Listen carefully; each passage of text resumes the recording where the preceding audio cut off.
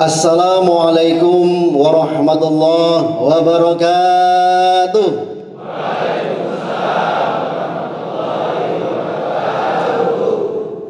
Alhamdulillahi rabbil alamin, wa bihi nasta'inu ala umri dunya waddin, wassalatu wassalamu ala asrafil anbiya'i wal mursalin, Sayyidina wa maulana Muhammadin wa ala alihi wa sahbihi ajma'in, amma ba'd. Netizen, rahimakumullah.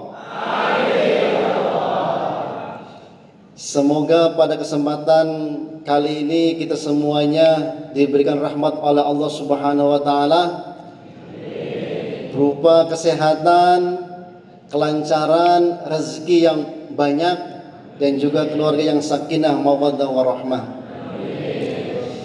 Alhamdulillahirabbil alamin. Kita sudah memasuki bulan Dzulqa'dah, dan sebentar lagi kita akan memasuki bulan Dzulhijjah. Bulan Dzulqa'dah merupakan salah satu di antara bulan-bulan haji. Al-Hajju Ashhurun Ma'lumat. Haji itu terdapat di dalam bulan-bulan haji, yaitu bulan Syawal, bulan Dzulqa'dah, dan juga bulan Dzulhijjah. Dzulqa'dah juga merupakan bulan haram.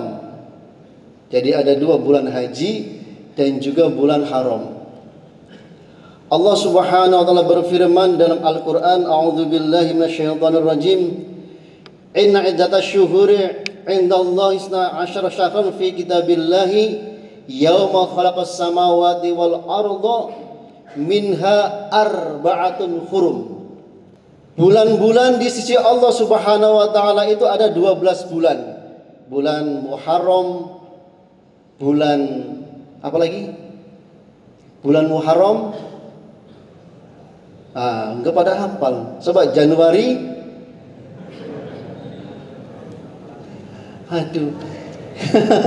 Inilah gayanya kita paling islami, tetapi ternyata bulan-bulan Hijriah saja tidak hafal. Ya. Muharram, Safar, Rabiul Awal, Rabiul Akhir. Sekarang Dzulqa'dah bulan yang keberapa? Bulan yang ke-11, ya. Kata Nabi, salah satu mutawaliyatun, 3 di antaranya adalah berurutan, yakni bulan Dzulqa'dah, bulan Dzulhijjah, dan juga bulan Muharram. Itu adalah bulan-bulan haram. Nah, yang satu itu mencal, kata orang Jawa itu mencal, ya. Satu lagi terpisah, yakni bulan Rajab, di antara bulan Jumadil Akhir dan bulan Sya'ban. Nah, bulan-bulan haram ini apa yang harus kita lakukan? Kata Allah bahwa pada bulan-bulan haram ini kita harus senantiasa menghindari agar kita tidak menzalimi diri sendiri, tidak berbuat jahat, yakni kita tidak boleh menganiaya diri sendiri. Artinya kalau di dalam peperangan zaman dahulu itu umat Islam dilarang berperang, genjatan senjata. Nah, kalau sekarang kita kan tidak ada perang, maka ya suami istri juga harus janganlah bertengkar pada bulan-bulan haram ini, ya. Juga bulan-bulan haram itu merupakan bulan-bulan di mana apabila kita melaksanakan suatu kejahatan, melaksanakan kemaksiatan, maka siksanya akan lebih berat daripada bulan-bulan yang lain. Misalnya kalau kita melakukan maksiat mata 1 kali, maka hukumnya menjadi 2 kali sampai dengan 10 kali lipat. Begitu juga ketika kita melaksanakan suatu kebaikan, maka pahalanya juga akan dilipat gandakan. Itu yang terjadi pada bulan-bulan haram. Sama dengan kita berada di tanah suci Mekah. Tanah suci Mekah itu merupakan tanah haram, ya, tanah haram. Jadi barang siapa yang kita, insya Allah kita mendapatkan rezeki akan sampai ke sana, amin ya robbal alamin. Maka dilarang kita melakukan maksiat, dilarang kita melakukan perbuatan dosa. Karena apa? Akan berlipat-lipat dosanya. Itulah keistimewaan daripada bulan-bulan haram. Jadi sekarang kita sudah memasuki bulan haram, yakni Dzulqa'dah, dan juga bulan-bulan haji, di mana orang-orang yang akan berniat haji itu boleh dari mulai Syawal sampai dengan Dzulqa'dah sampai dengan 9 Zulhijjah itu sudah boleh melaksanakan ihram, berniat ihram. Asal kuat saja menahan ihramnya, ya, asal kuat saja. Misalnya 1 Syawal kita sudah berihram, ya harus ditahan sampai dengan nanti tahallul awal, ya, sampai itu, ya. Sudah boleh melaksanakan tahallul ihram haji. Itulah yang dimaksud dengan bulan-bulan haji. Nefison, rahimakumullah. Berikutnya, di dalam bulan haram ini ada namanya bulan Zulhijjah. Nah, di bulan Zulhijjah ini banyak sekali keistimewaan-keistimewaannya, ya, banyak sekali keistimewaan-keistimewaannya. Ya, di antaranya adalah kita harus melakukan kebaikan, amal-amal soleh, ya, melakukan amal-amal soleh. Di antaranya adalah ada puasa dari tanggal 1 dengan tanggal 9 Zulhijjah. Begitu juga nanti tanggal 9 Zulhijjah kita disunahkan untuk berpuasa dan lain sebagainya. Demikianlah, ya, bahwa di bulan Zulhijjah ini merupakan bulan-bulan haram dan mempunyai banyak keistimewaan. Demikian yang saya sampaikan. Terima kasih. Barangkali ada yang bertanya, silakan. Assalamualaikum warahmatullahi wabarakatuh. Izin Ustadz, sebentar lagi ini kan bulan Zulhijjah. Apakah amalan-amalan istimewa di bulan Zulhijjah tersebut? Terima kasih. Terima kasih atas pertanyaannya. Rasulullah SAW bersabda, ya, bahwa tidak ada amal soleh yang dicintai oleh Allah Subhanahu Wa Taala selain daripada 10 hari pertama di bulan Zulhijjah. Jadi barang siapa yang melakukan amal soleh pada waktu tanggal 1 sampai dengan 10 Zulhijjah, itu merupakan amal-amal yang sangat dicintai oleh Allah Subhanahu wa taala. Walaupun dengan orang yang berjihad itu lebih dicintai Allah ketika seseorang melakukan amal-amal pada tanggal 1 sampai dengan 10 Zulhijjah, kecuali orang yang jihad itu meninggal dunia dengan menyerahkan harta dan jiwa raganya. Tetapi kalau orang yang berjihad, kembali lagi, itu lebih utama, ya, lebih utama orang yang melakukan amal soleh pada hari tanggal 1 sampai dengan 10 Zulhijjah. Itulah keistimewaan daripada bulan-bulan Zulhijjah. Apa saja amal-amal itu?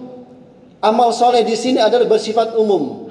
Artinya tadi, barang siapa yang melaksanakan suatu kejahatan di bulan Muharram, di bulan haram, maka dilipat gandakan dosanya. Begitu juga ketika seseorang melakukan perbuatan amal soleh, maka akan dilipat gandakan pahalanya. Sholat, puasa, zakat, ya, terus apalagi berbuat baik kepada istri, berbuat baik kepada suami, bu,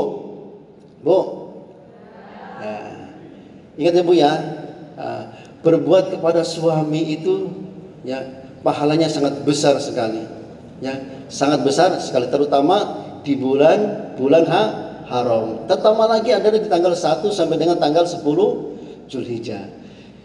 Yang kedua, amal di bulan Zulhijjah yakni puasa Arafah. Ya. Barang siapa yang melaksanakan puasa Arafah 1 hari tanggal 9 Zulhijjah, kalau nanti sekarang itu tanggal 6 ya, tanggal 6 Juni bertepatan dengan hari Jumat. Karena apa?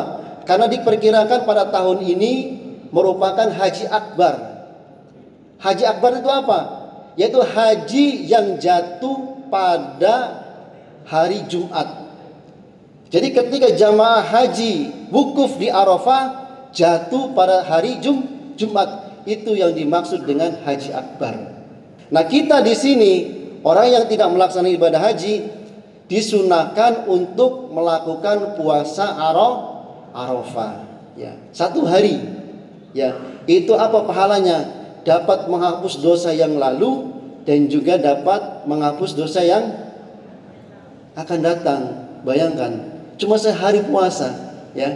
Itulah keistimewaan daripada bulan Zulhijjah. Yang kedua, setelah itu kita akan melaksanakan sholat Idul Adha, ya. Sholat Idul Adha itu merupakan kesunahan daripada bulan Zulhijjah, yakni melaksanakan sholat Idul Adha sebagai syiar agama Islam. Setelah itu, setelah kita melaksanakan sholat Idul Adha, lalu kita disunahkan bagi yang mampu untuk melaksanakan ibadah kurban. Itulah keistimewaan yang ada di dalam bulan Zulhijjah. Demikian. Ada yang lain kah? Jin. Assalamualaikum warahmatullahi wabarakatuh. Sertumar Muhammad Ali mohon izin bertanya. Tadi dijelaskan Ustadz amalan-amalan istimewa yang ada di bulan Zulhijjah. Di antaranya sholat hari raya Idul Adha. Yang ingin kami tanyakan, bagaimana tata cara sholat Idul Adha dan sunnah-sunnahnya? Demikian. Terima kasih. Nevisan. Rahimakumullah. Sekarang ada yang bertanya tentang masalah seputaran tentang sholat Idul Adha. Ya, sholat Idul Adha itu adalah hukumnya sunnah, ya, sunnah muakkad, tidak wajib. Jadi kalau orang yang tidak melaksanakan sholat Idul Adha, ya tidak berdosa, cuma tidak mendapatkan pahala sunnah. Ya.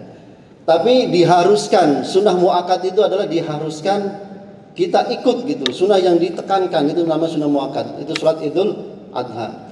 Adapun sunnah-sunnahnya mungkin kita sudah lupa ya. Karena apa? Karena saya sudah melihat itu loh. Ketika melihat di di media sosial itu ada sholat Idul Adha atau Idul Fitri itu ada ketika Allahu Akbar langsung dia ruku. Padahal masih ada takbir yang kedua, ketiga.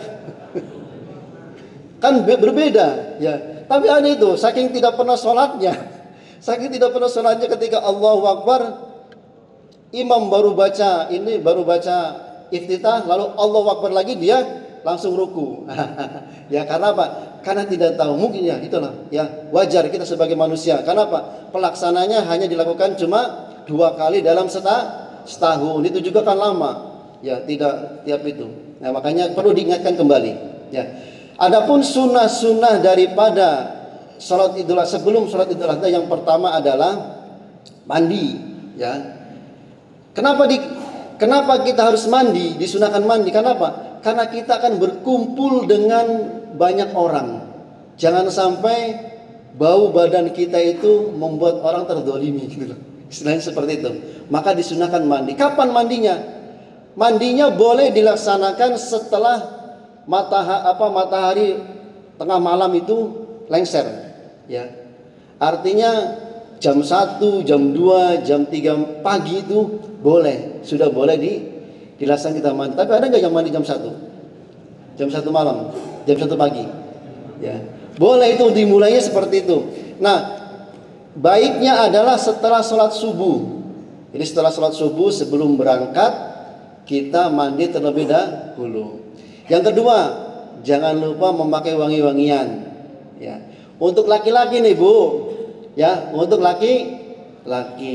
Kalau perempuan boleh kan pakai wangi-wangian, boleh, tapi jangan sampai yang menyengat gitu loh. Ya. Karena apa? Akan menggoda. Ya. Kita kan kalau lihat bau wangi itu, cium bau wangi itu kan gimana gitu loh. Ya. Makanya kalau perempuan cukup ya sekitar satu, kan ya, dekat-dekatan aja lah bau parfumnya gitu. Jangan terlalu menyengat. Kalau laki-laki ya boleh juga lah ya. Karena kan kalau semua ini wanginya Ben Hill, ini lagi nanti campur-campur aduknya. Ya. Istilahnya bau wangi itu intinya bahwa badan kita, baju kita enak dicium gitu loh, terciumnya. Ya.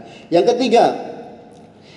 ketiga adalah memakai baju yang bagus. Ya. Bila perlu yang baru. Jangan hari raya Idul Fitri saja, ya. Idul Adha juga boleh pakai baju yang baru, ya, kalau ada. Kalau tidak ada ya baju biasa. Ya, yang bagus, yang rapi. Yang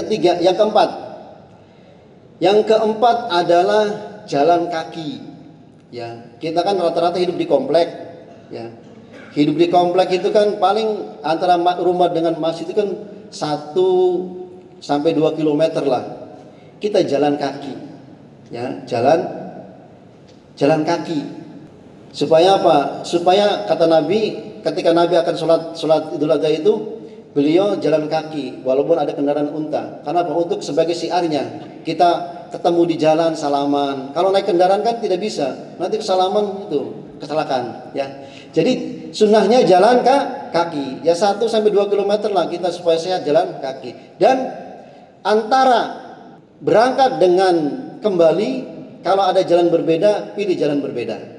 Yang kelima adalah kalau sholat Idul Fitri makan terlebih dahulu. Kalau sholat Idul Adha sholat dulu baru makan. Ya, itu. Selanjutnya tata cara sholat Idul Adha. Yang pertama adalah niat. Usolli sunnatul Idul Adha rakaataini makmuman imaman. Ya, makmuman lillahi ta'ala. Baru takbiratul ihram, Allahu Akbar. Nah, terus doa iftitah. Setelah doa iftitah lalu ditambah takbir berapa kali? 7 kali. Allahu Akbar. Di sela-sela takbir disunahkan mengucapkan subhanallah walhamdulillah wala ilaha illallah wallahu akbar. Allahu Akbar sampai dengan 7 kali, baru membaca surat Al-Fatihah, membaca surat yang lainnya. Lalu ruku, sujud dan berdiri lagi, takbir lagi Allahu Akbar, ditambah 5 kali takbir. Lalu diakhiri dengan salam, diikuti dengan 2 khutbah. Ini bagi yang berjamaah, ya. Bagi yang hukumnya wajib, sedikit wajib, harus mengikuti khutbah bagi yang berjamaah. Boleh enggak salat Idul Adha dilakukan dengan sendiri? Boleh. Munfarid boleh. Tapi tanpa diadakan khutbah. Demikian yang biasa sampaikan, itulah keutamaan daripada bulan Zulhijjah. Marilah kita persiapkan diri kita, ya, untuk menyambut bulan Zulhijjah dengan penuh dengan kegembiraan. Semua kita sambut dengan gembira. Karena apa? Di situ terdapat banyak amal-amal soleh yang pahalanya dilipat gandakan. Dan insya Allah itulah kita, dan insya Allah akan menambah ketakwaan kita kepada Allah Subhanahu Wa Taala. Demikian. Wallahu muwaffiq ila aqwamit thoriq. Wassalamualaikum warahmatullahi wabarakatuh. Nafizan, rahimakumullah.